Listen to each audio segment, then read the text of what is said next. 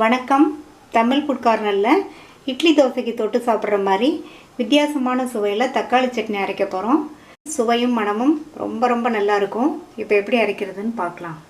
இது வரைக்கும் நம்ம சேனலை சப்ஸ்கிரைப் பண்ணாதவங்க சப்ஸ்கிரைப் பண்ணிவிட்டு பக்கத்தில் உள்ள பெல் பட்டனையும் கிளிக் பண்ணிக்கோங்க. கடாயில் 1 டேபிள் ஸ்பூன் அளவுக்கு எண்ணெய் சேர்த்துருக்கேன். எண்ணெய் சூடாயிடுச்சு. அதில் அரை டீஸ்பூன் சோம்பு பொரிய ஆரம்பிச்சிருச்சு. அது கூட 3 பூண்டு, ஒரு சின்ன துண்டு இஞ்சி தோல் நீக்கி கட் பண்ணது. இதை நல்லா எண்ணெயிலேயே வதக்கிக்கலாம். சோம்பு பொரிஞ்சிருச்சு, இஞ்சி பூண்டும் வதங்கியிருக்கு. இது கூட 5 பச்சை மிளகாவை கீரி சேர்த்துருக்கேன். இந்த மாதிரி கீரியே சேர்த்துக்கங்க, அப்போ தான் நல்லா வதங்கும். இந்த சட்னிக்கு பச்சை மிளகாவோட காரத்தோட டேஸ்ட்டு வந்து நல்லாயிருக்கும். நான் காஞ்ச மிளகாய் சேர்க்கலை. அதே மாதிரி 5 மிளகாய் சேர்த்துருக்கேன். நீங்கள் உங்கள் காரத்துக்கு தகுந்தபடி சேர்த்துக்கங்க. பச்சை மிளகாவை லைட்டாக இந்த மாதிரி வதக்கி விட்டுட்டு அது கூட 1 டேபிள் ஸ்பூன் அளவுக்கு பொட்டுக்கடலை, அடுத்து அரை டீஸ்பூன் கசகசா, இதையும் எண்ணெயிலே லைட்டாக வதக்கி விட்டுக்கலாம். இந்த சட்னி சோம்பு, இஞ்சி பூண்டு, கசகசா, அதுக்கப்புறமா பச்சை மிளகாய் இதோட டேஸ்ட்டோட ரொம்ப நல்லாயிருக்கும். அடுத்து ஒரு பெரிய வெங்காயத்தை கட் பண்ணி வச்சுருக்கேன்.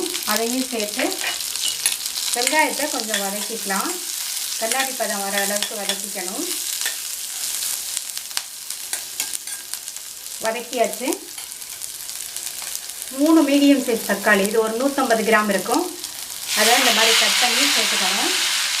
தக்காளியை சேர்த்ததுக்கப்புறமா சட்னிக்கு தேவையான அளவு உப்பு சேர்த்துடலாம். தக்காளியும் நல்லா வதங்கி வரட்டும். இந்த மாதிரி தக்காளியும் நல்லா வதங்கினதுக்கப்புறமா அது கூட கொஞ்சமாக கொத்தமல்லி இலையும் 2 டேபிள் ஸ்பூன் தேங்காய் துருவலும் சேர்த்துட்டு நல்லா ஒரு வதக்கி விட்டுட்டு ஸ்டவ் ஆஃப் பண்ணிடலாம். இதை வந்து நல்லா ஆற விட்டுறணும். இப்போ நல்லா ஆறிடுச்சு. மிக்ஸி ஜாரில் சேர்த்துடலாம். இது கூட தேவையான அளவு தண்ணி சேர்த்து அரைச்சிக்கலாம். சட்னி அரைச்சாச்சு. கிண்ணத்துக்கு மாற்றிட்டு தாளிப்பு போட்டுடலாம். தாளிப்பு போடுறதுக்கு கொஞ்சமாக எண்ணெய் விட்டு கடுகு, உளுந்து, கருவேப்பிலை போட்டு தாளிச்சிருக்கேன்.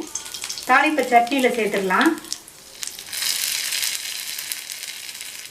இந்த சட்னியை நீங்களும் ட்ரை பண்ணி பார்த்துட்டு உங்கள் கமெண்ட்ஸை சொல்லுங்கள். தேங்க்யூ.